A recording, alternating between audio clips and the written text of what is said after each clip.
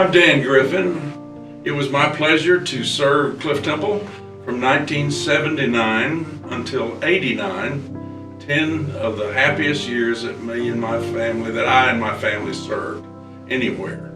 And I'm happy to try to look back and think of what maybe we did that was of enough worth that we'd consider it a part of a legacy or something. But the first thing I did when I came here was to continue something I'd been doing in other churches, and that was to have a witnessing training program for anyone I could recruit. And we used the evangelism explosion material developed by Dr. D. James Kennedy at Coral Ridge Presbyterian Church in Fort Lauderdale. That worked really well, and the people were so gracious to volunteer to learn and to actually develop into soul winners. And we saw an immediate growth from that point on. It was one of the happiest 10 years because I brought with me, he actually brought his family the week after we joined, they joined. That was Gail Bone, Jeree, Mike and Michelle. And we had worked with them in Tampa, and we were very close friends. We were like brothers and sisters. And so having Gail here was not just wonderful for me, but it blessed the church in many ways as a minister of education. After we had done that, we started a television ministry. I found out later that the pulpit committee got interested in us because we had done television work together. So it wasn't long until we were back on television here. We started on Channel 39 and we ended up on Channel 8 at 8:30 to 9, a perfect spot to have a TV ministry at that time. I think it was a pretty effective ministry. We had people join, we had people drive all the way from Denton who liked what they saw on our program, and we included Bud Lovell, who was my minister of music, and we used a whole bunch of soloists. We had groups. It was just a tremendous array of talent that we were able to tap into. It wasn't long until we decided it might be good to renovate the sanctuary. And so we tore out the pews and took them down to Waco to LL Sam's and had them refinished and brought them back and rededicated the temple of worship. It was a magnificent feeling that day when Bud had assembled an orchestra and they played the Great Gates of Kiev. I'll never forget that. But those were happy days. I can't take any credit for the Christmas dinners. They had already been going one whole year when we got here. So every year after that, though, we enjoyed it, participated in it, stood in line to get tickets. Yes, the pastor had to stand in line. So those were happy, happy days. And the church was beginning to slowly stop sliding and turn around a little bit. We began to see some increases here and there. The financial picture brightened and the attendance figure brightened. And then in 1980 or so, and I can't take credit for this either because Martha Gilmore was pushing me pretty hard to serve, to get on this issue, and that was women deacons. And so in 1980, we asked 5 of our senior ladies to be our first 5 women deacons ever in this church, just about any Baptist church in Texas at that time. It was such an issue that Channel 8 sent a crew over here just to tape it and let people know it was happening.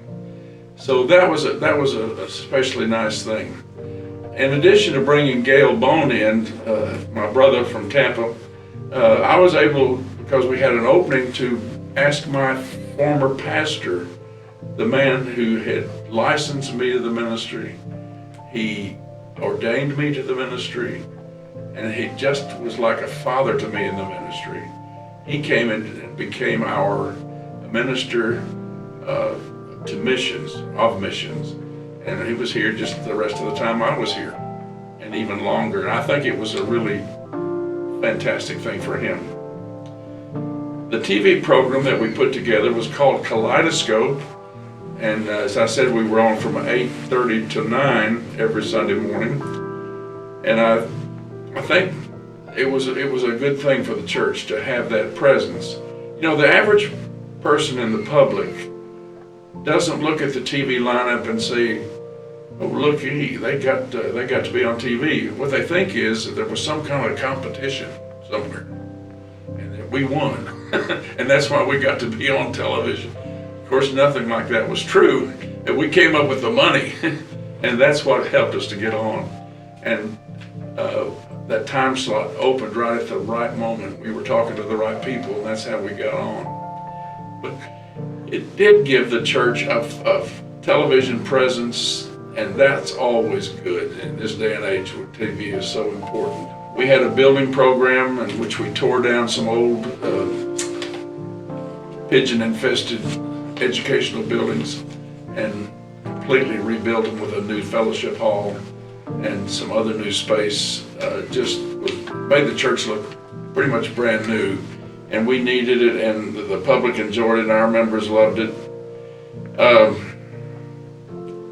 I think my joy was getting to know this great church that had a wonderful reputation. I got to work with Mr. Meade, J. Earl Meade. We did funerals together, and then fortunately for me, it was the privilege of doing his funeral later when he passed on at 95. He worked right up until he was about 93. Wonderful man that I dearly love and miss very much.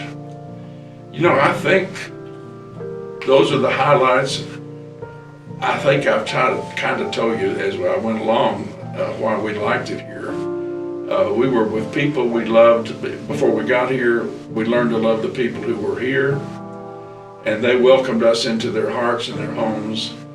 And unfortunately, when I came in '79, and I remember the number because the average median age, or the median age, which is the average age, is 79.